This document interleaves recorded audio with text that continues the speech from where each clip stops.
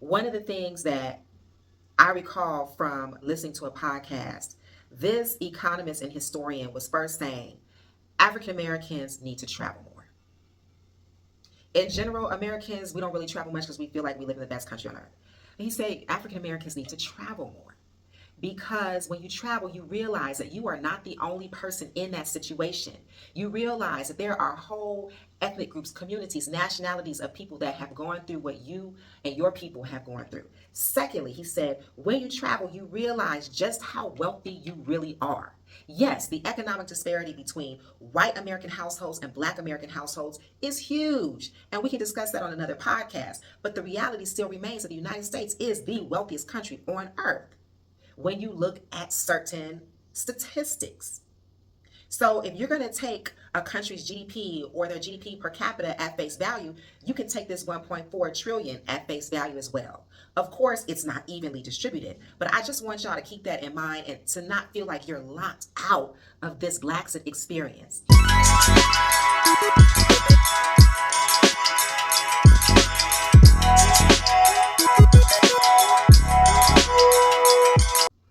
Welcome to BLAXIT to Africa. I'm Tadre Delora Monye, a California native living my best life in Nairobi, Kenya. Thank you for coming along for the ride. I hope that you are informed, entertained, and inspired to BLAXIT to Africa. Oh, goodness. Y'all, it's time for some life updates because life is still lifing, even though I'm not in my passport country. First, let's talk about the hair. What's happening with the hair? So, I will be 51 next month, and I am postmenopausal, and one of the things that I have been adjusting in this new phase of my life is my hair. These white hairs are wiry. They don't coil the way they used to coil, and I'm just dealing with just that awkward adjustment period of my hair not doing what I'm accustomed to it doing. So I went out and I got some wigs that kind of mimicked what my hair used to do. And I love being a bald Betty. I love being a bald Betty. But every now and again, I do want some hair and I do miss my hair. I spent about 3 years growing my hair out only to cut it off. That was really a mistake. But at the end of the day, when I had hair, I was still looking at the other bald baddies like, I miss my baldy. So anyway, I went to the barber shop. He cut off more than I wanted him to. At the same time, I really don't know what I want to do with my hair at this point. So while I'm giving it a little grow out, I'm going to be rocking these wigs from time to time. Hopefully I can get a little sponsorship from rocking these little wigs. You know what I'm saying? But just bear with me. That's what's going on. I think I'm going to give it like maybe 2 months for my hair to get to the length of where I want it to be. And then maybe I'll bring back the faux hawk, like a mini faux hawk. I don't know. We'll see. But yeah, the loss in estrogen and progesterone that has affected my hair texture, plus the white hairs. And don't get me wrong, I'm blessed because a lot of women my age are dealing with thinning and hair loss. My hair still grows. It's very, very thick. It's just the texture that I've been struggling with. So what else is going on in my life? The mouth situation. All right, the dentist told me, like several months ago, you need to pull your molars. I've already had the bottom pulled. I do not want to have the top pulled. I've been told that the dentist who pulled the bottom should have pulled the top. I'm talking it over with my dad. Hey, he's just like, don't you let nobody pull your teeth out your head. Get you some Sensodyne. Because I was having like real sensitivity on this side. And the way the dentist explained to me what was happening, I didn't really understand. So I got the Sensodyne. The Sensodyne was working.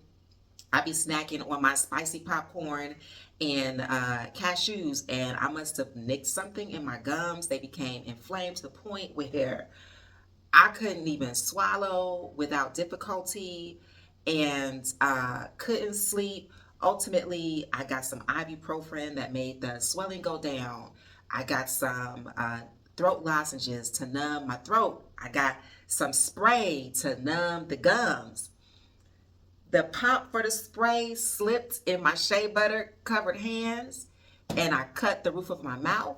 which I think led to some little infection, which then made it so that I could barely open my mouth. I couldn't even stick a spoon in it. It was just dramatic. And of course, the whole time I'm over here trying to be Miss Kitchen Witch and mixing up different concoctions to heal myself and then changing my diet so that I could facilitate the healing for my body.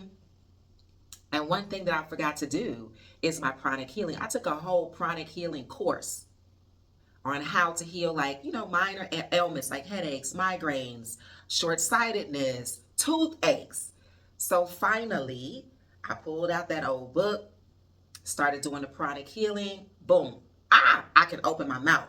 It's not 100%. I think it's like 80%, but it's better than then.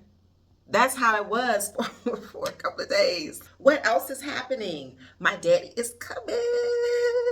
Yes, my daddy is coming for the second time in Kenya. Also his second time in Africa, and he's coming with his partner and my goods. I done ordered some things, and he coming with a new wig. This one will be human hair. We'll see how it works out. All right, and Auntie always has her tea. I got my tea. I've been rocking with this mango pineapple with fresh pineapple and cinnamon and honey. I've been rocking with this for a minute, so. Now, let's get into it. How much does it cost to live in Nairobi? I feel like I done talked about everything on this podcast except for giving you an exact breakdown as to how much I require to live in this city. I watched some videos lately just trying to get an idea of what's happening in the zeitgeist. What are people really wanting to know?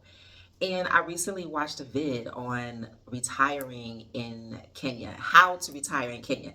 And at no point did they give you any specific finances. Oh, this is how much you need to live here. However, the person being interviewed didn't tell you how they had saved money, what their income stream looks like, how much money they require to lead the lifestyle they want to live in Nairobi. And I just felt like the title was really clickbait. And I don't want to do that to y'all. Like I said, this is a love letter to my people. My mission is to encourage people of African descent to return to the motherland. I said what I said.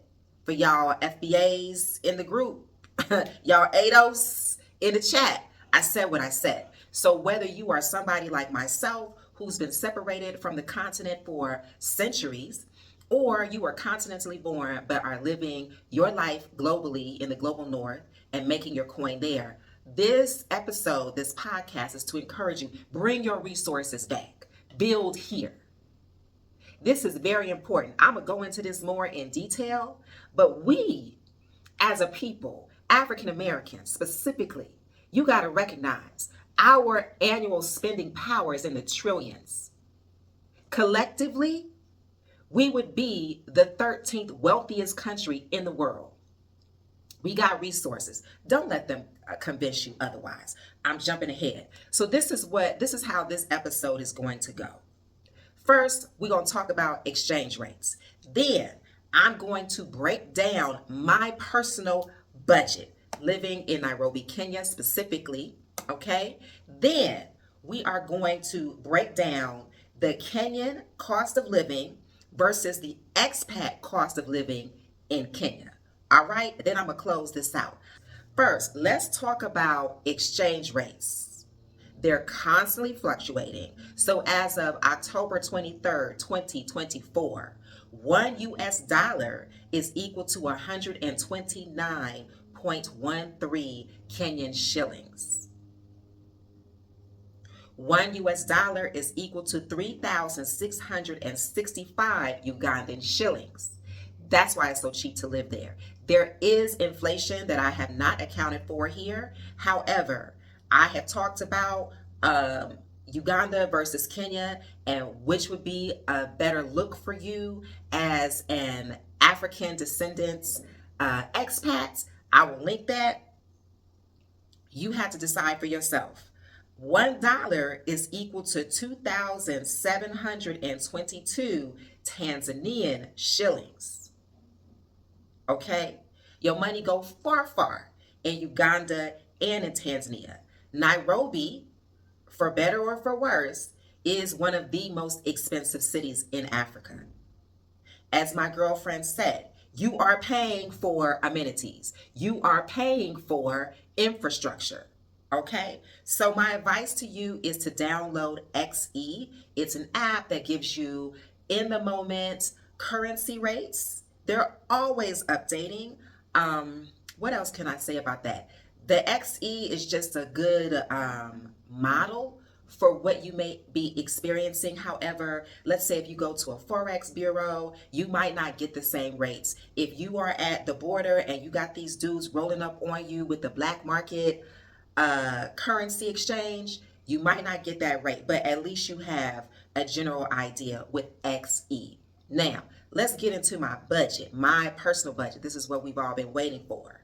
I have talked about my rent on here. I have not been hush-hush about my rent, but I will tell you, I pay 72,000 shillings, Kenyan shillings, monthly for a 2-bedroom, 2-bath. I also have a nice wash area that I use for storage. And I also have like a nice little closet area as well. We have a swimming pool. We have 2 beautiful gardens. We also have a children's playground area. What we are lacking is a gym. I would love to see a gym, but I do have 2 gyms on my street, and I also have fitness equipment in my house. Food. This is it fluctuates, obviously. I am estimating that I spend about 300 USD per month on food. I primarily order my food through an app called Green Spoon. And I tabulated that, and monthly that came out to like a little less than $130 per month. And it's just me. So that's about 38,705 Kenyan shillings. All right, that equals about 300 USD per month. So my electricity, I pay about $22.15 per month. That works out to 2,857 Kenyan shillings per month. In transport, I pay roughly $76.05 per month in my transportation costs. And that's really split between Uber and fuel for my little scooter. Housekeeping, $60.78 I spent in September. It varies depending upon when my loved ones are visiting. I'll have her come more often. For me, I have her come once a week, and I pay her transport. I pay her 1,000 shillings every time she comes. That's about $8, and it's double what the going market rate is. I also pay for her and her baby's health insurance. And that works out to 7,840, not including the annual fee that I pay for her health insurance. Am I leaving anything out? The interesting thing about having a housekeeper in Kenya, because I've had housekeepers in the US and I've also had housekeepers in East Africa. In East Africa, honey, they do more than just clean the house and go home. You can ask your housekeeper to pick up groceries on the way to your house. You can ask her to prepare your meals. You can ask her to nanny your children. You can ask her to organize your closets. And I don't have a washing machine. Most Kenyans do not. So she is washing my linens, my clothing by hand. She will wash everything. She will even wash my scooter if I ask her to. Wi-Fi is roughly $48.83 per month. That works out to 62.99 Kenyan shillings. I have Safaricom. I found it to be the most reliable. I have the gold package. It's not even the fastest package. I have the gold package that suffices in terms of what I need for my home. Netflix, 700 shillings per month. That works out to about $5.43. Isn't it interesting how the same service in the US will cost you a minimum of $20? But over here in the developing world, they figured out a way. They figured out a way to give you access at a lower price. Fitness. Now, this is another one that vacillates monthly, but in September, I paid $85.58 for fitness. That works out to 11,040 Kenyan shillings.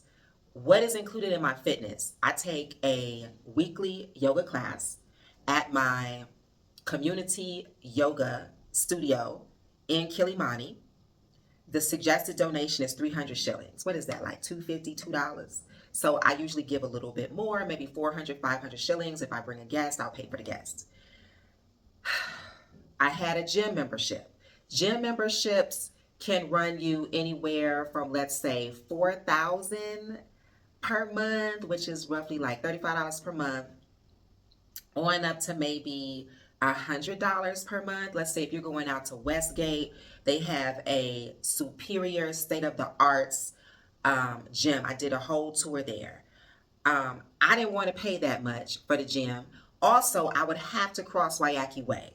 Those of you who know Waiyaki Way, those of you who are on your way to Kenya, baby, you got to learn these traffic patterns here.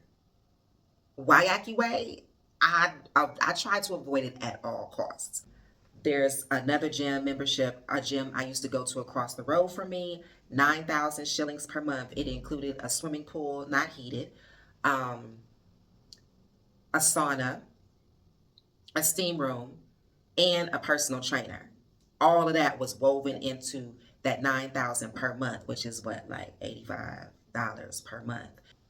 However, I found, shout out to my girl EBA, she turned me on to Reformer Pilates, owned by two young Kenyan sisters off of Ngong Road at Greenhouse Mall. Come on, sponsor this episode. Come on. Auntie's looking for sponsorships. In the U.S., at my dad's gym in Michigan, which is like the best gym they have, it's a high-end gym, they was charging $100 for a single session.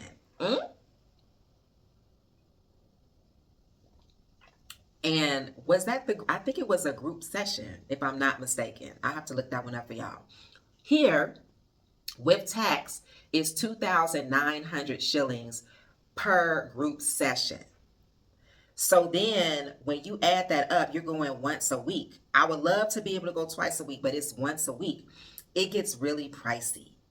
So I decided I'm going to give up my gym membership. I'm going to do the weekly at Reformer Pilates, and then I invested in some adjustable dumbbells, and I'll lift those in my house twice a week, yoga once a week, Pilates once a week.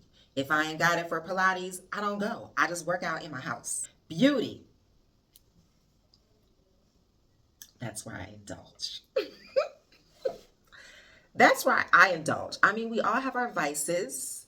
Some people it's video games. Some people it's sex. Some people it's food. I will say, like, the fitness, the beauty, the food, where I lay my head, I won't sacrifice on that. So as health conscious as I am, I love nail art. And as much as I don't want to put chemicals on my nails, I do. I have a whole Pinterest board dedicated to nail arts.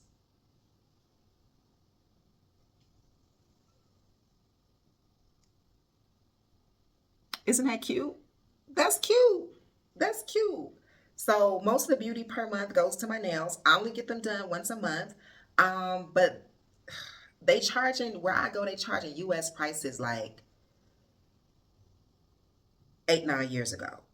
Okay? So overall, I pay $111.63, which works out to 14,400.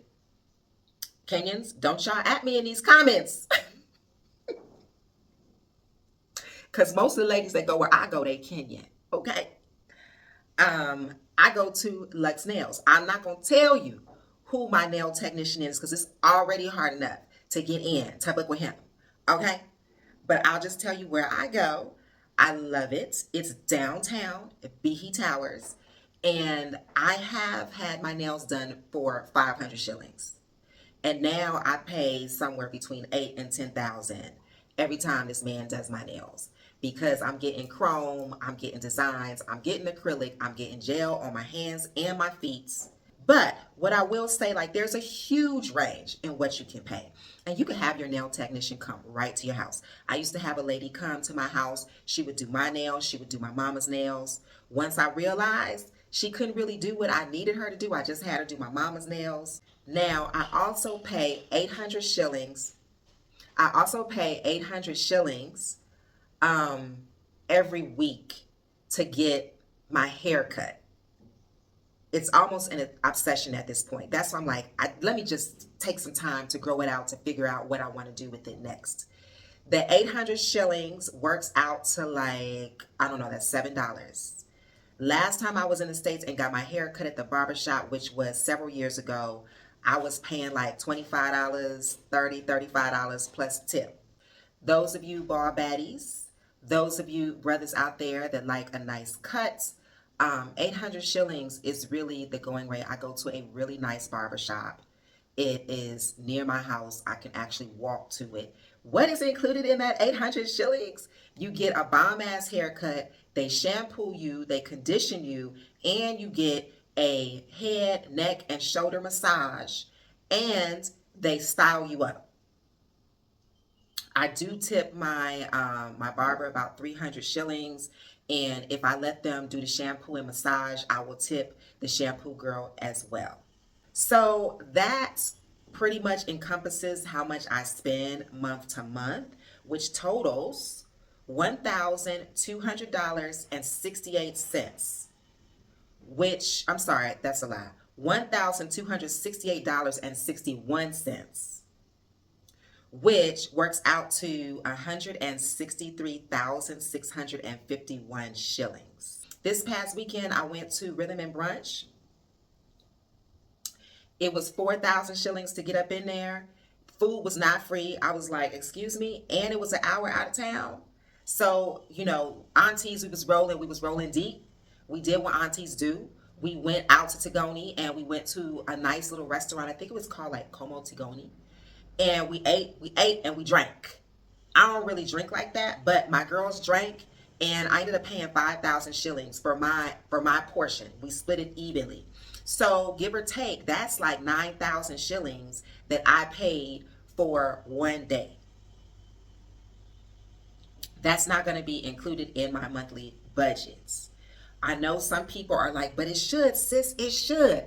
I'm not like that about money. I exist in a flow. Money is a form of energy. I attract this energy to me. Say it with me. Okay, so my experience, like trying to penny pinch and do what all of the financial gurus say, is the more I penny pinch, the more I just like suffocate under lackness. It's been very interesting. So I've learned to just be in the flow. I give and I receive. That's my practice. That's where I live, and it's a delicate balance. Now, here we go. I told you, ChatGPT is my girl. I suggest you get real chummy chum with ChatGPT, because its latest version is extremely intuitive, so to speak. So I asked ChatGPT to create a table for me, just breaking down how much it costs to live in Nairobi, specifically for an individual, a single person, a family of one, a family of two, a family of three, and a family of four. And ChatGPT pulled information from nomads.com and Numbeo, and it shot me back some numbers. And I looked at the numbers and I said, that's really low. So I realized I had to go back in. I said, let's refine this. How much is it for an expat to live in Nairobi? And it shot me back a whole nother set of numbers, which was double in some cases, depending on the category.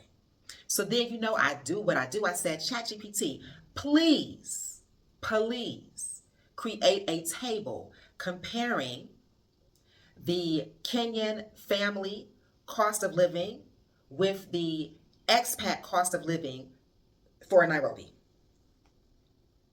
And I wanted to do this comparison.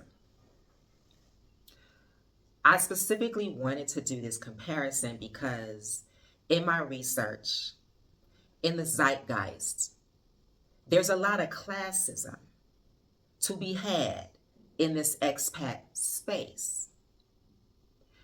And I've heard folks say on camera, if you don't have X amount of money, you might as well just stay at home. Sounds very classist to me. You know what? It sounds like that lyric that Cardi B said, ninjas that ain't got no money don't deserve no sound like that. And that just didn't really sit right in my spirit. And so I wanted to give you the two realities so that you could be aware and get in where you fit in. Reading from my notes, y'all. Okay. Single person living in Kenya, in Nairobi specifically. The Kenyan COL cost of living is between 50 and 80,000 shillings. Rents that a Kenyan may pay in Nairobi between 20,000 and 50,000. Groceries between 20,000 and 25,000. This is monthly. Utilities between 5,000 and 8,000. Transport between 5,000 and 8,000. ChatGPT says basic comfort with some entertainment. Okay. Now we're going to look at the expat side. Okay. We got 100,000 to 150,000 that a single person will spend as an expat in Nairobi. Cost of living. It tracks. So 670 to 1,000 per month. You're going to spend 50 to 80,000 on your rent. Didn't I say I spent 72,000 for a 2-bedroom, 2-bath? Groceries between 25 and 35,000. Utilities between 8,000 and 12,000. Transport between 10,000 and 15,000. Okay? ChatGPT says preferred neighborhoods, Westlands, Kilimani, Riverside. That tracks. We're not talking about Muthaiga. We're not talking about Gigiri. We're not talking about Karen. Okay? These neighborhoods track. Westlands, Kilimani, Riverside. We're talking about solidly middle class to upper class or upper middle. Family of two, 90,000 to 120,000 is what is estimated that a Kenyan family will spend for a family of two. Okay? Now, an expat will spend 170,000 to 220,000. ChatGPT says this is for a spacious 2-bedroom apartment, private health care, which is optional. I did an episode on healthcare. I will link it. Now, family of three. A Kenyan family of three is estimated to spend 130,000 to 150,000. And a family of three expat, they'll spend 250,000 to 300,000. So it's double. School fees for the average Kenyan family is going to be 30,000 to 50,000. The average school that an expat will choose will be 50,000 plus. Now, these are averages because I'm friends with East Africans, with Kenyans who went to American international schools. And then it says popular areas. Lavington, Kileleshwa, Karen for a family of three because you're getting more space than you would in Kilimani. Kilimani is more apartments. They're building new apartment buildings every day. Family of four, lastly, family of four. Kenyan family of four, 150,000 to 200,000. Expat family, you guessed it, just double it, 300,000 to 400,000. Okay? It says large homes with amenities, private school preferred. The cost of international schooling in Nairobi varies significantly based on the school and the child's grade level. An average tuition can range between 700,000 and 700,000 and 1.3 mil per year for primary education and increases for higher grades. Some top-tier institutions such as Brookhouse schools, which I know people that send their babies to Brookhouse, charges around 1.3 mil per term for high school, which amounts to 4 million annually for boarding students. Like I said, I know people who have their babies in these schools. Some of them, they're dips, they're diplomats. So that cost is being covered. Other people just got it like that. They're able to afford it. What do those expat parents do who cannot afford it? They homeschool, and they join homeschool communities to where once or twice a week their kids can interact socially. They even have like a homeschool prom. So don't be intimidated by these numbers. When I moved around Africa, I did not always have a lot of money at my disposal, but I had enough. And this right here, this Adinkra symbol right here symbolizes resourcefulness and leadership. One thing Tadre gonna do is be resourceful. If solo travel is not for you, if you've never really traveled outside the US, then moving how I move is probably not going to be a good move for you. But I can tell you, I figured it out. I took buses instead of flying. I ate street food. I have an iron stomach, and I'm resourceful. So I will ask within my network. I moved to Uganda, and it just so happened there was a Caribbean American sister living there who was going back to the States for a little while to meet up with her family. She wanted me to take over her rent. I did. A month later, I found my own place. And there's all types of travel. If it's one thing that I've learned by living on the continent is that you got backpackers and then you got luxe travelers. Which one are you? You can also live further, like away from the city center. You can live on the outskirts, you can live in the suburbs, and you can get more bang for your buck. I choose to live in Nairobi in this neighborhood for various reasons.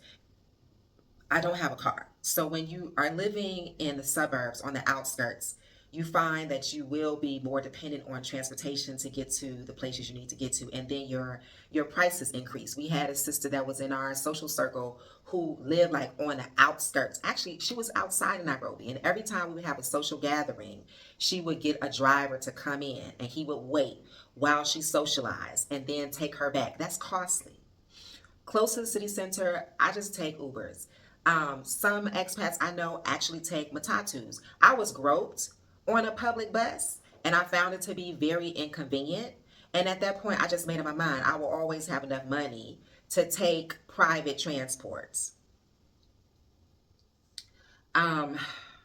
You may also find that you're not a city person, so you need to evaluate where you are at in your life. Me at 51, I'm not in the streets like that. Auntie got her tea. I got to find reasons to leave the house. I don't like clubbing. I don't really drink. So I'm questioning why I'm here.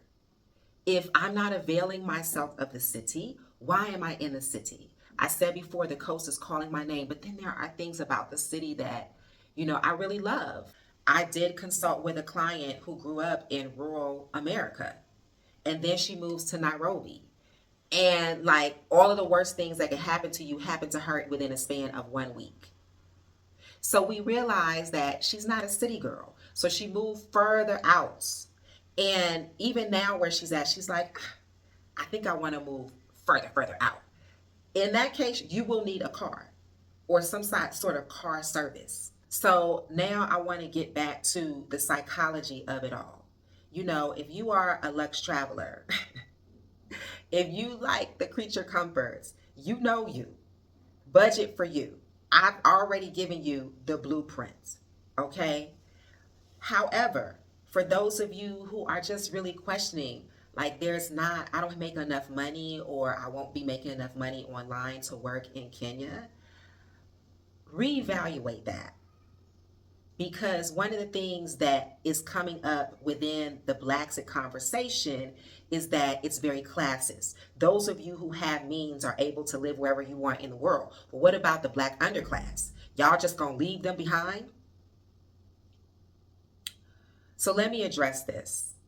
Collectively, African Americans have a purchasing power of 1.4 trillion. Collectively. If viewed as a GDP, we would be among the 13th wealthiest nations in the world, behind countries like Canada and Russia. This factoid was first put out there by William Darity Jr., an economist and professor at Duke University. This factoid is highly contested. Of course it is. One of the things that I recall from listening to a podcast, this economist and historian was first saying African Americans need to travel more. In general, Americans, we don't really travel much because we feel like we live in the best country on earth. And he said African Americans need to travel more. Because when you travel, you realize that you are not the only person in that situation. You realize that there are whole ethnic groups, communities, nationalities of people that have gone through what you and your people have gone through. Secondly, he said, when you travel, you realize just how wealthy you really are. Yes, the economic disparity between white American households and Black American households is huge. And we can discuss that on another podcast. But the reality still remains that the United States is the wealthiest country on earth when you look at certain statistics. So if you're going to take a country's GDP or their GDP per capita at face value, you can take this 1.4 trillion at face value as well. Of course, it's not evenly distributed, but I just want y'all to keep that in mind and to not feel like you're locked out of this BLAXIT experience. I hope that this was really helpful. Let me know if you're interested in booking a consultation, or if you happen to come to Nairobi, even for the short term, book one of my fashion tours. I love to hang out with you and show you my Nairobi. Thank you for joining me on this episode of BLAXIT to Africa. If you like what you heard, please share, subscribe, and leave a review. May you thrive. May you be inspired. May you move with love